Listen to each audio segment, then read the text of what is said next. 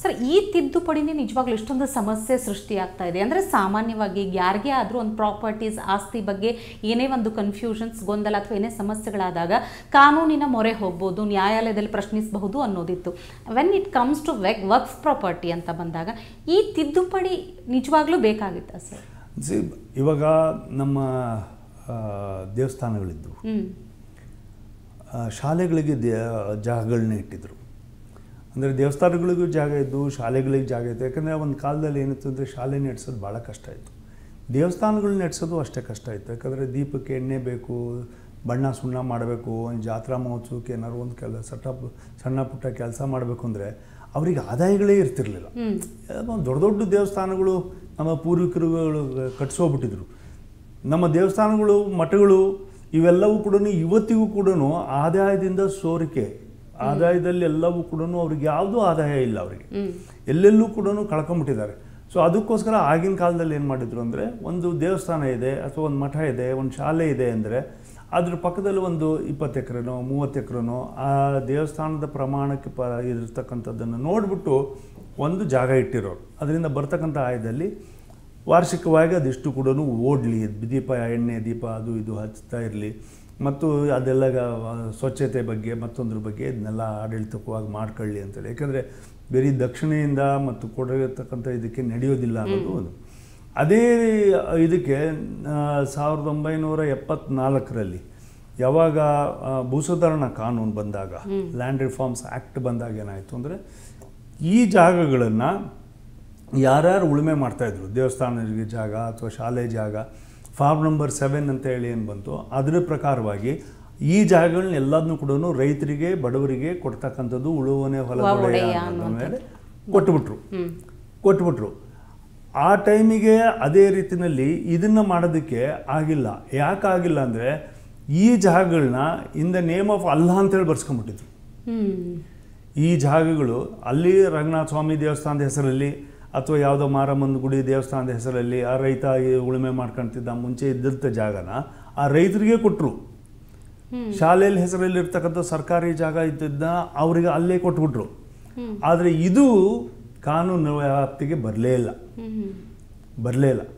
So ಇವತ್ತಿಗೂ ಕೂಡ ವಕ್ಫ್ ಆಸ್ತಿಗಳೇನಿದ್ದಾವೆ, minorities, ಆಗಿನ ಸಂದರ್ಭದಲ್ಲಿ ಪಾಪ್ಯುಲೇಷನ್ ಇದ್ದಿದ್ದು ಬಿಲೋ 1 or 2%, 3% ಇದ್ದಂಥ ಪಾಪ್ಯುಲೇಷನ್ನು ಇವತ್ತು ಯಥೇಚ್ಛವಾಗಿ ಗ್ರೋತ್ ಆಗಿದೆ. ಬಟ್ ಯಾವ ಪ್ರಾಪರ್ಟಿ ಆಗಿನ ಕಾಲದಲ್ಲಿ ಒಂದು ಕಡಿಮೆ ಇತ್ತು, ಅದು ಅಲ್ಲೇನಾದ್ರು ಇರಬೇಕಿತ್ತು, ಕೊಟ್ಟಿದ್ದ ಆಸ್ತಿಗಳು, ವಕ್ಫ್ ಆಸ್ತಿಗಳು, ಇಲ್ಲಾಂದರೆ ಕಡಿಮೆ ಆಗಬೇಕಿತ್ತು. ಯಾಕಂದರೆ ಬಟ್ ಈಗ ಹೇಗಾಗಿದೆ ಅಂದರೆ, ನಿಮಗೆ ಇದು ರೈಲ್ವೇಸು ಹೈಯೆಸ್ಟ್ ಪ್ರಾಪರ್ಟೀಸ್ ಇದೆ, ಡಿಫೆನ್ಸಿಗೆ ನೆಕ್ಸ್ಟ್ ಆಗಿದೆ, ಅದರ ನೆಕ್ಸ್ಟ್ ಹೈಯೆಸ್ಟ್ ಪ್ರಾಪರ್ಟೀಸ್ ಇರೋದೇ ನಿಮಗೆ ವಕ್ಫ್ ಬೋರ್ಡಿಗೆ.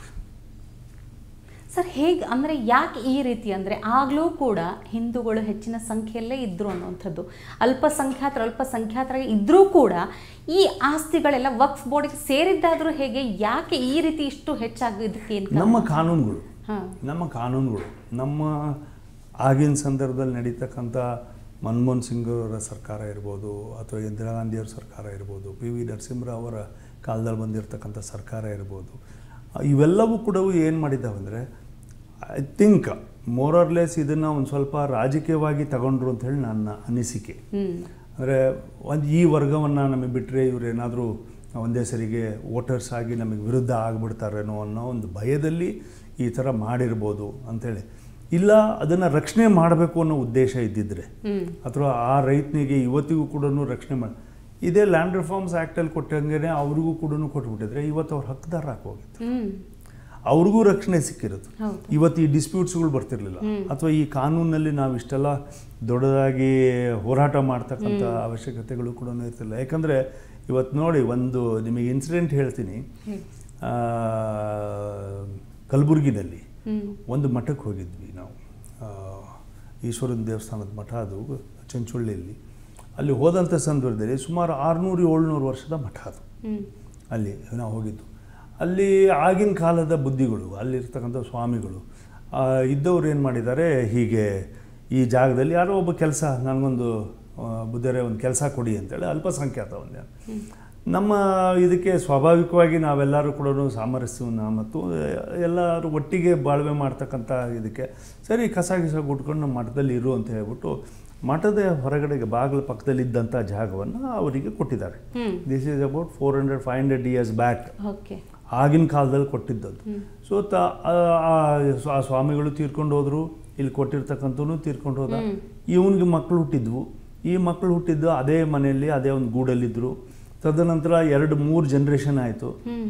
ಈಗ ಮೊನ್ನೆ ಒಬ್ಬ ಹುಡುಗ ಇದ್ದವನು, ಇದು ನಮ್ಮ ಅಜ್ಜ ಮತ್ತು ಮುತ್ತಜ್ಜರು ಎಲ್ಲರೂ ಕೂಡ ಇಲ್ಲೇ ಹುಟ್ಟಿ ಬೆಳೆದವರು ಈ ಇದರಲ್ಲಿ, ಹಾಗಾಗಿ ಇದು ವಕ್ಫ್ ವ್ಯಾಪ್ತಿಗೆ ಬರಬೇಕು ಅಂತ ಹೇಳಿಬಿಟ್ಟು ನಮಗೆ ಬರಬೇಕು, ನೀವು ಇದನ್ನು ತಗೊಳ್ಳಿ ಅಂತ ಹೇಳಿಬಿಟ್ರಾಗ ನಮ್ಮ ಈಗಿನ ಸರ್ಕಾರ ಎಂಟೈರ್ ಮಠಾನ ವಕ್ಫ್ ಅಂತೇಳಿ ಡಿಕ್ಲೇರ್ ಮಾಡಿ. ಈಗ ಎಂಟೈರ್ ಅಲ್ಲಿ ಊರಿಗೂ ಹೋಗಿದ್ವಿ, ಮಠಕ್ಕೂ ಹೋಗಿದ್ವಿ ನಾವೆಲ್ಲ.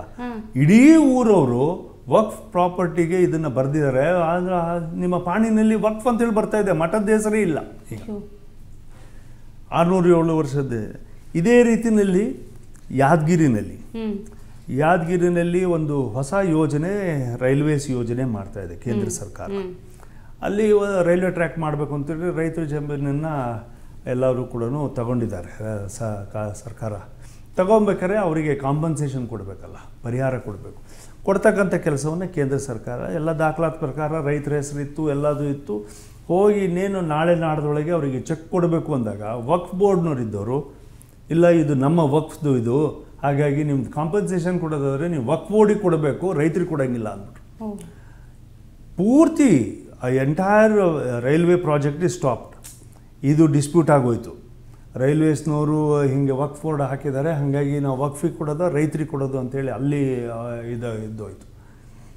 ಇದಕ್ಕಿಂತ ಜಾಸ್ತಿ ಒಂದು ಇನ್ಸಿಡೆಂಟ್ ನಡೆದಿದ್ದು ಮುಂಬೈನಲ್ಲಿ. ಪ್ರಧಾನಮಂತ್ರಿಗಳು ಬಂದುಬಿಟ್ಟು ಒಂದು ದೊಡ್ಡ ಜಾಗದಲ್ಲಿ ಒಂದು ಯೋಜನೆಗೆ ಫೌಂಡೇಶನ್ ಸ್ಟೋನ್ ಹಾಕಿದ್ದಾರೆ. ಫೌಂಡೇಶನ್ ಸ್ಟೋನ್ ಹಾಕಿ ಇನ್ನೇನು ಕೆಲಸ ಶುರು ಮಾಡಬೇಕು, ಅದು ಎಲ್ಲೋ ಗುಜರಾತಲ್ಲಿದ್ದವ್ರು ಯಾರೋ ಒಬ್ಬರು, ಇಲ್ಲ ಇಟ್ ಬಿಲಾಂಗ್ಸ್ ಟು ವಕ್ಫ್ ಅಂತ ಹೇಳಿ ಕೊಟ್ಟ ತಕ್ಷಣ ಎಂಟೈರ್ ಪ್ರಾಜೆಕ್ಟ್ ಹ್ಯಾಸ್ ಸ್ಟಾಪ್ಡ್. ಅಂದರೆ ವಕ್ಫ್ ಕಾನೂನಲ್ಲಿ ಏನು ಆಗಿನ ಸಂದರ್ಭದಲ್ಲಿ ಬಲ ಕೊಟ್ಟಿದ್ದಾರೆ ಅಂದರೆ ವೆರಿಫಿಕೇಷನ್ ಆಫ್ ದ ರೆಕಾರ್ಡ್ಸ್. ಈ ಒಂದು ನೋಟಿಸ್ ಮಾಡಬೇಕು ಅಥವಾ ಕೇಳಬೇಕು ಅಥವಾ ಇದನ್ನೇನಾದರೂ ಒಂದು ಹತ್ರ ಕೂತ್ಬಿಟ್ಟು ಮಾತಾಡಬೇಕು, ಈ ಥರದ ಯಾವ ಪದಗಳನ್ನು ಕೂಡ ಅಲ್ಲಿ ಬಳಸಲೇ ಇಲ್ಲ. ಮತ್ತು ಇವರು ಅದನ್ನು ಮಾಡ್ತೂ ಇಲ್ಲ.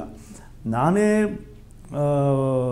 ಲೆಜಿಸ್ಲೇಟಿವ್ ಕಮಿಟಿ ಚೇರ್ಮನ್ ಇದ್ದಾಗ I have done nearly about ಭಾಳ ವರ್ಷಗಳ ಕಾಲ ನಾನು ಅದರಲ್ಲಿ ಕೆಲಸ ಮಾಡಿದ್ದೀನಿ. ನಾನು I issued nearly about 2768 or 70 ನೋಟಿಸಸನ್ನು ನಾನು ಇಶ್ಯೂ ಮಾಡಿದ್ದೀನಿ. ಸರ್, ಅದೇ ಅಂದರೆ ಈ ನಂಬರ್ಸನ್ನೇ ಇಟ್ಕೊಂಡು ಈಗ ಬರ್ತಾ ಇರುವಂಥದ್ದಂದರೆ BJP ಸರ್ಕಾರನೇ ಅಧಿಕಾರದಲ್ಲಿದ್ದಾಗ ಹೆಚ್ಚು ನೋಟಿಸ್ ಕೊಟ್ಟಿರುವಂಥದ್ದು ಅನ್ನುವಂಥ ಒಂದು ಆಪಾದ. ಸತ್ಯ, ಅವ್ರು ಹೇಳ್ತಾ ಇರ್ತಕ್ಕಂಥದ್ದು ಸತ್ಯ.